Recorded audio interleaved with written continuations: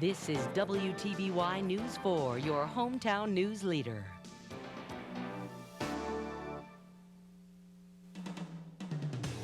The 4A classification takes center stage tonight. Dale County, Geneva, Daleville, and Pike County all trying to pave the way to the postseason. The Rams and Rebels tangle for their area lead, and we've still got a handful of perfect records out there. Wicksburg and Long both carrying long winning streaks. Catch it on next on Friday Night Football. From your hometown news leader, WTVY News 4 presents Friday Night Football. And hello everyone, and welcome to week 9 of the high school football season. And for one last time, we'll tell you more about that later. I'm sitting alongside Al Roberts. I'm Marc. And it's the next to last week of the season, and a whole bunch of our local 4A teams had a lot riding on tonight's games. Some good ball games out there too. We'll take you out to Abbeville. We'll show you what happened in Skipperville and in Cottondale. But first, our game of the week. The Game of the Week is brought to you by AAA Cab Company. Well, no doubt about it, tonight's biggest clash comes within that tough 4A Area 3 division. Brad Sherwood is just back in from Geneva again this week, where the Panthers and Warriors this time fought for control of that area. Brad? Yes, this turned out to be quite an area battle, and this time, as you say, it was Dale County and Geneva.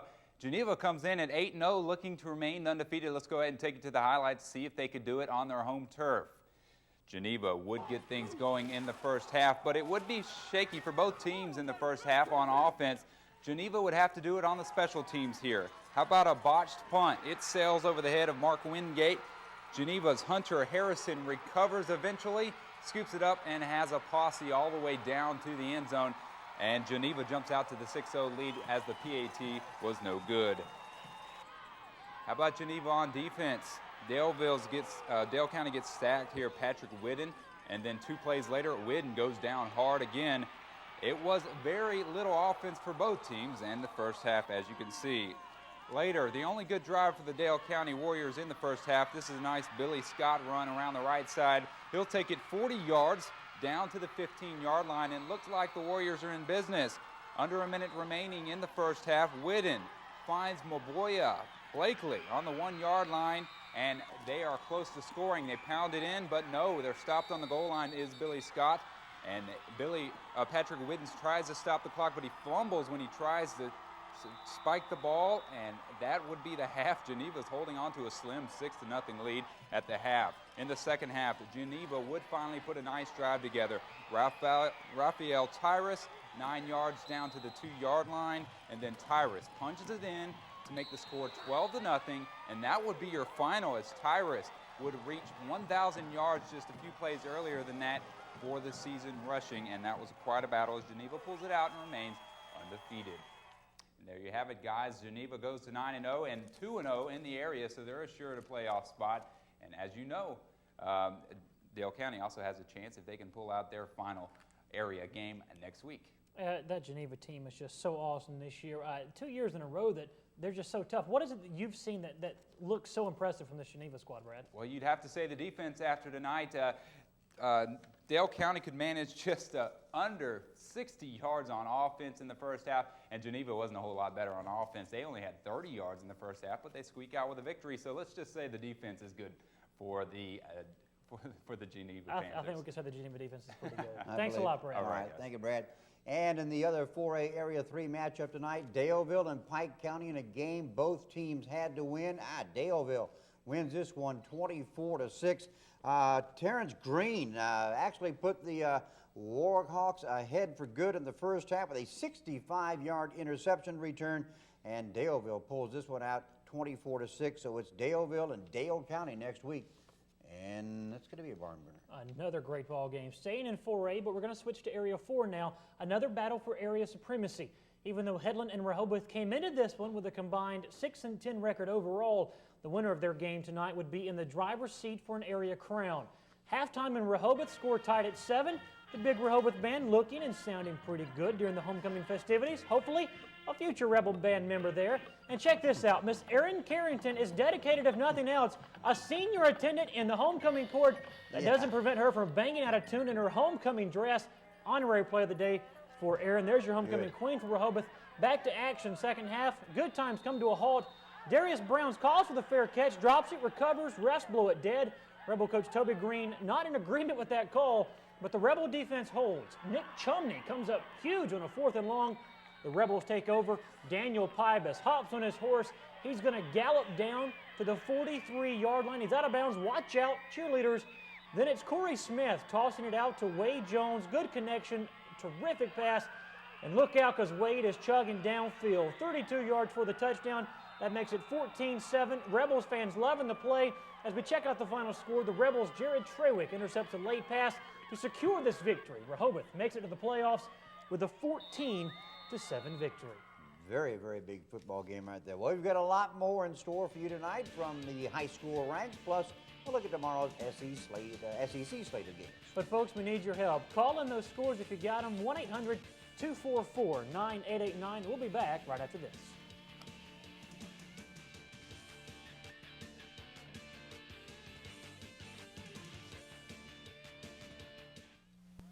Well, it might not have been an area game, but the 2A squads from New Brockton and Geneva County still had a little something to prove this evening. Both teams are leading their respective areas, and I'm sure both wanted to keep things rolling heading into Week 10. Let's go some action now. Geneva County jumped ahead in the first quarter with a 6-point lead, but New Brockton quickly rallies in their next possession. In this breakaway play, Jason McKenzie carries the ball from the 28-yard line all the way down to Geneva County's 20. And that sets up this touchdown for New Brockton. McKenzie running it in. Touchdown is good. The extra point is good, I should say. And New Brockton up 7-0. They're 7-6. But Geneva County answers that, making their way down the field with a succession of first downs until Andre Golson runs in his second touchdown of the night for the Bulldogs. Good blocking. Geneva County's 2-point conversion coming up, and it is going to be good. That makes the score 14-7. Geneva County in the lead at the half. And let's check out the final score there. It was Geneva County holding on to win that one, 20-13 over New Brockton. Excuse me. Elsewhere tonight, Brantley continues to roll 24-20 over St. James. The Bulldogs once again undefeated. We don't have Houston Academy in Thorsby. If you do, give us a call at the 1-800 number, 244-9889. And Kinston is a winner over Zion Chapel, 38-26. Kinston gets its first victory of the season. They're now 1-8 on the year. Elsewhere tonight, Florida and GW Long. Long wins area play with a 35-27 win over Florida. Florida is, of course, the area runner-up. Big game there tonight at Long. And Long is still undefeated, by the way. Houston County in 2A Area 5 action, a 42-21 winner over Ayrton. Houston County improves to 2-0 in area play. And Cottonwood playing at Louisville. The Bears come up big, 41-0, as Cottonwood goes to 2-0 in the area. Area 5, Louisville is 0-3. That means it all comes down to Cottonwood and Houston County next week. There you go. Highland Home improves to 7-2, 40-6 winners over Sampson. And Red Level playing at Strawn. Strawn comes up with this one. Strawn now 4-5 on the year with a 28-20 victory. And now this one looked like a mismatch on paper. Undefeated Wicksburg visiting 1-7 Slocum. But the Red Top showing some life in the early going. This is the sophomore, Patrick Trewick. He gobbles up 18 down to the 48. But Wicksburg's defense strengthens up. Anthony Bowden charges in for the block. They don't really recover it, but it's fourth down, so it's their ball anyway. And then Bowden's in at quarterback. He throws to Ryan Wallace. Blake Mills finding out that Ryan is really tough to bring down. Finally, he does. Nice hustle there. 3rd and 7. Bowden trying to find Wallace again. He does. Ryan does the rest. A 20-yard pickup. He's out at the 22. Bowden decides to finish up without the mess. Where's the defense on this one? 6 yards, 6-0 Wicksburg. More Panther D now. Ashley Sanders, and I think he must have been in on the Slocum huddle on this one. No chance at all for the quarterback, Adam Howell. He goes down and goes down hard. Wicksburg gets the ball back. Seldom used Zane Fowler gets the call. Good for him. 4 yards for the score. 14-0 is that point as we see the fans. They're happy, even though it wasn't Slocum. Those were the Wicksburg fans. The Panthers again winning 9 straight games to start the season for the 2nd year in a row. 35-0 the final over the Slocum Red Tops. Elsewhere tonight, Andalusia and Elba. Andalusia improves to 6-3 with a 21-0 win over the Elba Tigers. Clayton and Goshen. Goshen improves to 4-5 on the year with a 48-6 win over Clayton. Clayton still undefeated. Clayton still winless on the season. JF Shields over Laverne, 28-14 there. Laverne struggling this year, now 1-8 on the year. Now, this one looked like a mismatch. Two teams trying to stay afloat in 4A here in the 4A race. Ashford and Abbeville both searching for their first win. Ashford leading 3-0 in the first period there. That's Cole McCardle finding Denart Dawsey. Streaks down the field, takes the pass in stride. It's good for a 69-yard touchdown. Extra point no good, but Ashford's up 9-0 late in the first quarter. All right, Abbeville tries to get something going in the second period, but James Black fumbles. He fumbled to set up that touchdown there. That was a 15-yard scamper around the end by Cortinius Grubbs. 15-0 Ashford at that point. And then Scott Thomas, he plays the defense for the Yellow Jackets. That's an interception.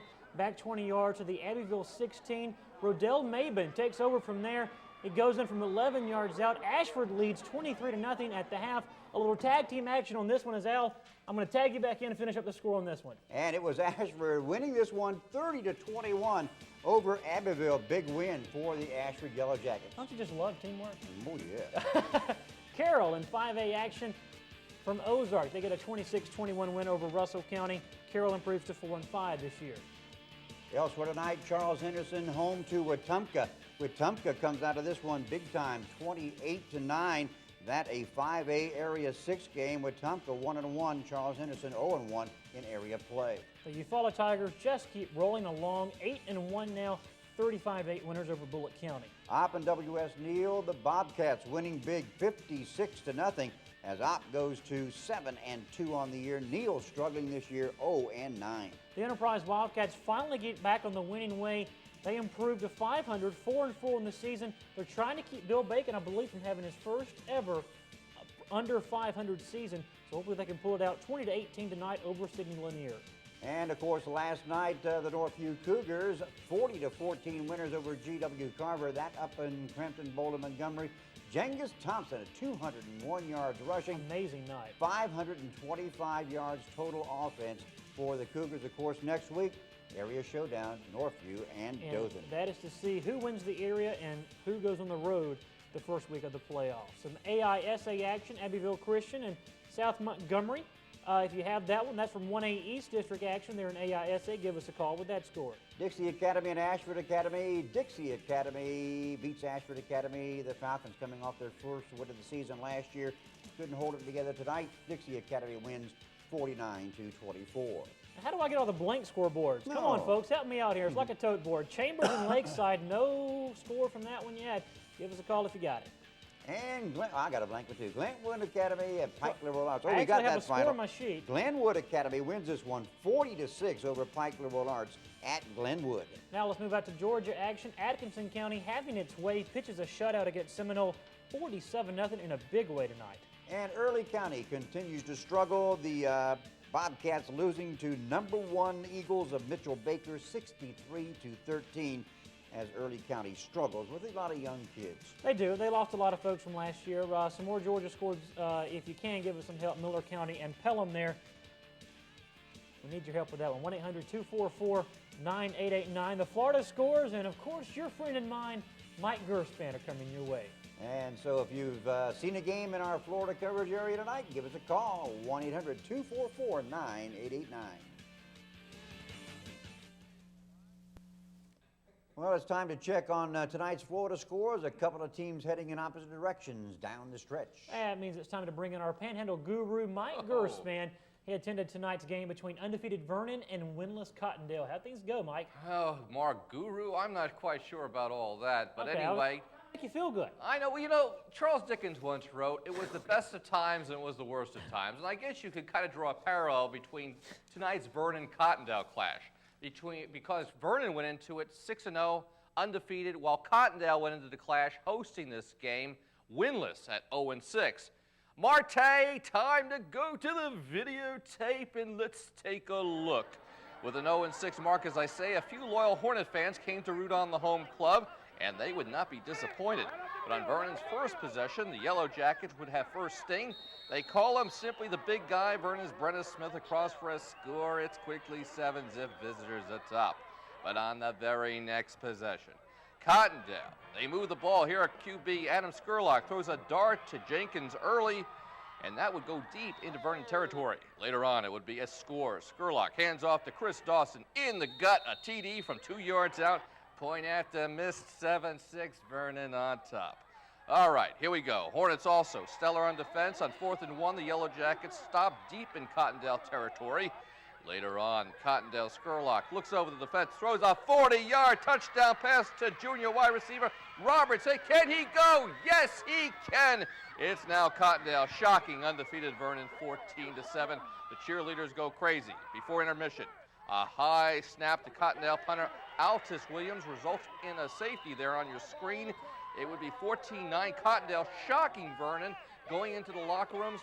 To make a long story short, folks, in the very last play of the game, Vernon scores. They win this game 29-28. Unbelievable, Mark and Al, unbelievable. It was almost a shocker of the century. If Cottondale had defeated Vernon, that would have been a real shock because the two teams have been going in a completely different direction. Should be pointed out that next week at Baker, Baker is undefeated, Vernon is undefeated. They're going to clash for the district championship crown in Baker, Northern Okaloosa County. Get your tickets early because, friends, I think that's going to be a sellout. I tell you what, I'd go down and see Cottondale's helmets. I love the helmets. It sounds like The little Mike's stripes on them. Kind of looked like the Gators in a way, and then in a way it didn't. It sounds like you're promoting a wrestling event down there in Florida. That was kind of cool. Bell time, 7:30, be there, be square. Something like that, I have no idea. Okay, you're the guru. Thank you, Mike. Oh, yeah, whatever. Okay, appreciate it a lot. See ya. All right, let's check out some more Florida scores. Let's get to the scoreboard. Mariana and Walton tonight. Mariana having its way with Walton the Bulldogs. 63-21 winners. Blountstown gets the 49-0 shutout over Carabel. Elsewhere tonight, it was Baker over Northview. Baker 35-13. Wewa, Hitchcock, and Liberty County. Good football game here. Liberty County squeaking by 7-0. The Rutherford Rams keep rolling along. 14-6 winners down in Fort Walton. And Monroe pitches the shutout against Chattahoochee. 26-0 the final in that one. Elsewhere tonight, Sneads and Greensboro looking for a score on that one. 1-800-244-9833-22 Greensboro. Mike Thank you. Gurspan comes up with scores, Out and he's of here in the nowhere. studio. I don't know where that came from. Nowhere. Navarre beats Chipley 37-34. All right, one more set of highlights to show you. Graceville and Holmes County meeting in Bonifay this evening. The Blue Devils driving into Graceville territory as Dunn hauls down the first down pass on the 40. 2 plays later, Ryan Seegers puts the Devils on the board with his 36-yard touchdown reception. That's a floater. That is pretty. Devils lead 6-0. 2-point conversion no good as Kevin Jenkins gets pushed out of bounds. He had to take it. Bad snap. He gets pushed out at the 10. Holmes County, though, opens the second quarter from the Graceville 30. This is Junior Spates. He picks up the first down. He's going to rumble all the way down to the 10. The Devils try the field goal, but the kick wide right. The score remains 6-0. As the end of the second quarter draws near, Graceville is on the move. 1st and 10 from the 15. Kelly and Jenkins ends the Tiger drive with this interception in the end zone. Second quarter comes to an end. As we take a look at the final in this one, Holmes County does win it. 12-0 the final over Graceville, and Port St. Joe 47-13 winners over Apalachicola. Caught another batch of Florida scores. Choctawhatchee 28-27 over the Mosley Dolphins. Good ball game down at Mosley, and Crestview loses to Woodham 27-10 the final there. Well, the games don't get much bigger for Alabama. It's a top 10 clash in T-Town tomorrow. Here's our look at the Southeastern Conference action in this week's SEC Preview. The SEC Preview is brought to you by Honda. Well, here's the lineup for tomorrow's games. Auburn, Florida, Arkansas, and Mississippi have the week off. The big one is, of course, Alabama against Tennessee in Tuscaloosa. The first time this game has been played on the Alabama campus since 1930. We have that for you here on Channel 4 a little after 2:30. Tennessee has won 4 straight over the Tide, so none of the current Volunteer players have lost to the Tide. And that may be in Alabama's favor. The other thing in the Tide's favor is Sean Alexander and the much improved play of the Alabama passing game. That combination of passing and Alexander's running should be enough to give the Tide an 8-point win. Our first game at 11:30 has Kentucky at Georgia. Kentucky has lost 10 in a row in Athens. Don't forget, this is an East Division game, and the winner gets a share of the division lead. It's hard to believe the Dogs can lose in Athens, but it just might happen. LSU plays at Mississippi State. The Bulldogs have never started a season with a 7-0 record. Well, until now, that is. And Vanderbilt plays at South Carolina. The Gamecocks are really struggling and on the verge of losing their 17th straight SEC game. Vanderbilt is favored by the big boys in this one, but I have a feeling South Carolina may finally win one. The play of the day is brought to you by Shadow Golf. Our play of the day comes from Ashford Abbeville. The Yellow Jackets trying to stay alive in the 4A Area 4 race, and this really helps. Cole McArdle to Denarte Dawsey. That is 69 yards. That puts Ashford up 9-0 in the first quarter. The Yellow Jackets would go on to win this one by a score of 30-21. And that right there is your play of the day, and I think a pretty darn good one there. Not a bad one. as It's well. a game breaker, as it turns out, a 9-point win for Ashford. Well, I don't know if the folks out there know or not. This is going to be my final Friday night show with you. Actually, my final show here at WTVY. I've got a chance to kind of further the career and move on and try to move on with the career. And I hate to leave here. I mean, it's been 5 years, over 5 years here at WTVY. Hard to believe, isn't it? It is, really is. And what I had to do, I had to thank everybody that's been here over the past 5 years. Of course, Al Roberts, who really let me get on the air with some stuff before I think I really should have. But he was there. I appreciate it so much, and just your years of guidance that you've been able to share with me along the way. And I just truly appreciate you being there for the last 5 years and allowing me to do so many things here at WTVY. Jerry Van, actually, who was just retired after 40 years here at WTVY, was actually the news director that hired me. And I have to say thank you to him because I'd never picked up a home video camera before, and I got hired as a videographer here. But things turned out well, and I do just want to thank everybody who's been here over the 5 years, and thank the staff here for being so understanding as I do move on. So just thanks to everyone here at WTVY. And of course, I want to thank the audience and the folks who have been so supportive of me and the sports department. Of course, I've done sports news and a bunch of other things while I've been here, but I've just helped us whenever we needed it, and have just been there along the way for us. Well, it's been fun, and I want to wish you all the best. I knew this time was coming. It was going to come sooner or later. And I just hope things go the way you want them to go. Now, folks know that my heart is here in the Wiregrass. I think you rarely see this through the business here, but born and raised here in Dothan, 23 years here in Dothan, Alabama, and I'll never leave for good. There'll always be a part of me here because I've got family and friends all over the place. As a matter of fact, family and friends right here at WTVY. So thanks to everyone. And thank you, Mark, and good luck.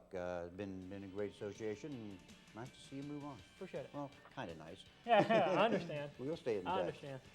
Of course, Mark or no Mark, we'll have to go on with high school football, and it's week 10 next week. So I'll see you next week with Brad Sherwood for high school football.